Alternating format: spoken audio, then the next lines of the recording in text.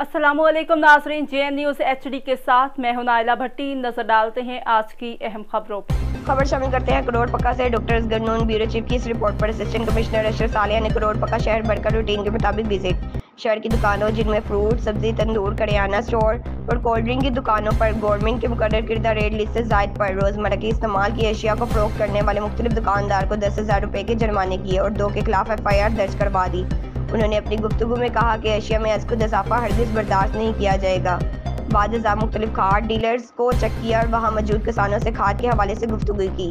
उन्होंने खाद की मजमूई सूरत हाल को तसल्ली बख्श करार दिया। इसके बाद डेंगू मकाओ सेमिनार और वॉक में हिस्सा लिया और अपनी गुफ्तगू में कहा कि अपने इर्द गिर्द और घरों में फालतू पानी और कूड़ा किरकिट जमा न होने दें और इर्द गिर्द के माहौल को भी साफ रखें और जिम्मेदार शहरी होने का सबूत दें ताकि मौजी मर्ज से बचा जा सके। उन्होंने मजीद अपनी गुफ्तगू में कहा कि रजिस्ट्री के हवाले से मैंने सहाफ़ियों की मौजूदगी में वाज़ेह तौर पर रजिस्ट्रार को हदायत की कि सिर्फ कानूनी तकाज़ों पर पूरा उतरने वाली रजिस्ट्री ना रोकी जाए और साइलिन को बेजा तंग ना किया जाए और ना ही करप्शन की शिकायत आनी चाहिए।